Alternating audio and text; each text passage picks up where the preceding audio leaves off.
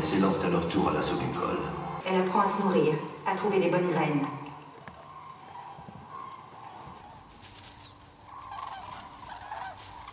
Ce jour-là, un appel irrésistible tombe du ciel. Un groupe, emmené par une grue finlandaise, a décidé de passer à l'étape suivante, cap vers le sud. Toute la famille estonienne s'envole à ses suites. Pour elle, la grande aventure commence.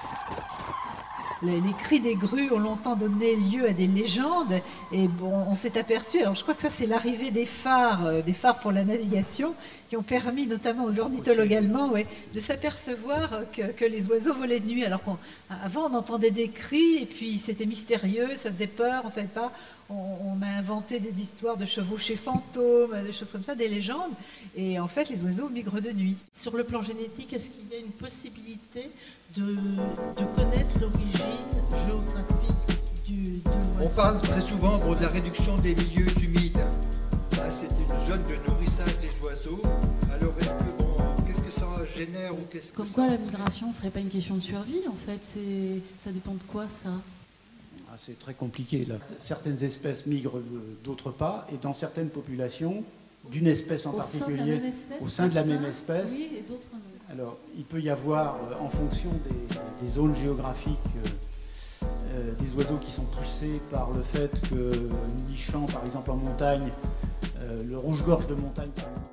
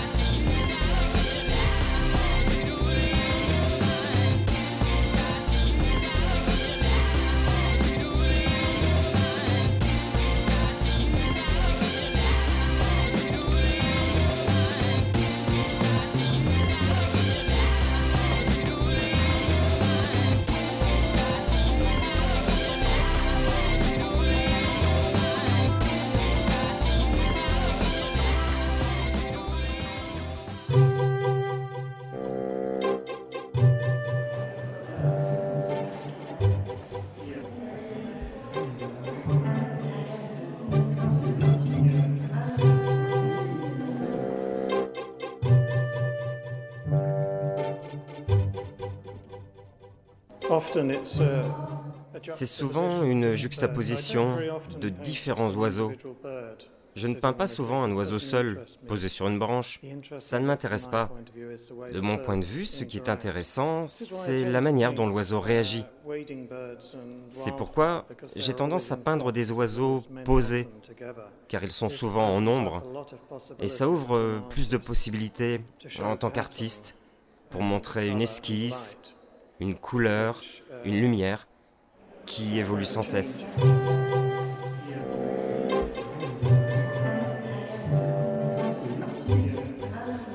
Tous les deux, nous avons fait des échanges, c'est-à-dire qu'il est venu en baie de Somme, je lui ai fait découvrir la baie et les environs, et on a peint ensemble. Et ensuite, lui, de son côté, m'a fait découvrir la baie de Rail.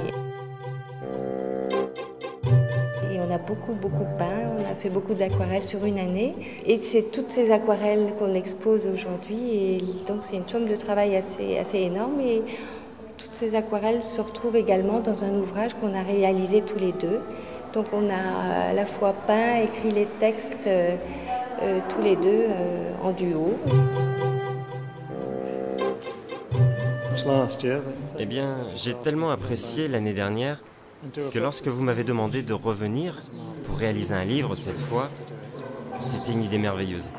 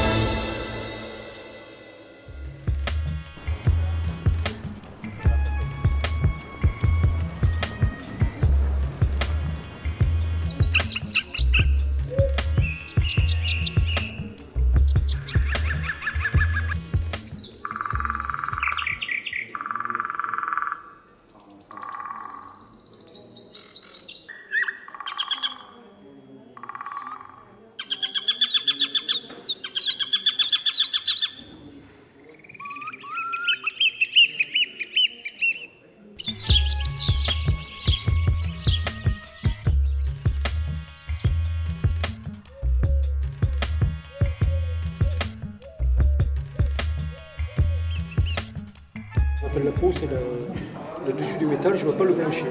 Il y aurait beaucoup de becs ou de têtes avec des marteaux, parce que le marteau me rappelle des têtes d'oiseaux. Pour faire des ailes, c'est facile avec des versoirs de charrue. Et la manière de les mettre en œuvre, c'est de faire une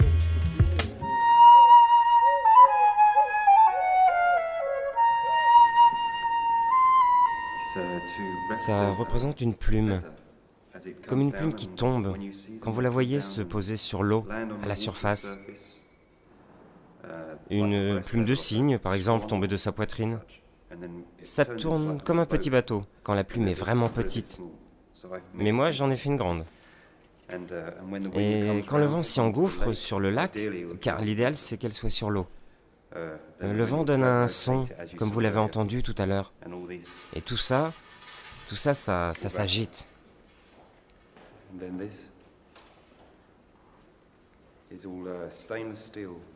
Tout est fait en acier inoxydable. Ça prend une couleur orange, sauf pour les pointes, qui elles ressemblent à de l'eau.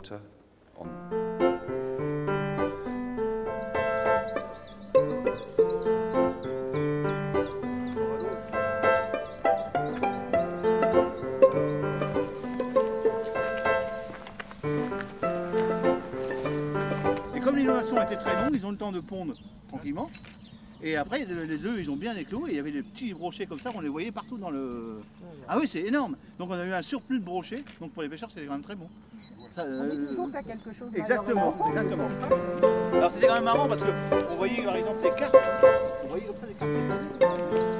C'était magnifique. Tu vois un morceau d'écorce blanche, regarde, il a ce logo-là. C'est celui-là, on va... Tu vois, ah ouais, ça y est, ouais. Celui-là. On va rentrer dans une petite zone qui est vraiment, je veux dire, un peu protégée par rapport à ce qu'on a encore vu avant. Là, c'est un peu protégé. Donc on va pouvoir voir ici pas mal d'oiseaux, s'il y en a bien sûr. Donc essayez de ne pas faire trop de bruit. Vous verrez qu'on pourrait voir aussi des moules d'étang aussi en même temps qui sont sur le côté. Vous verrez tout à l'heure. Allez-y, tranquillement. Essayez de ne pas faire trop de bruit surtout.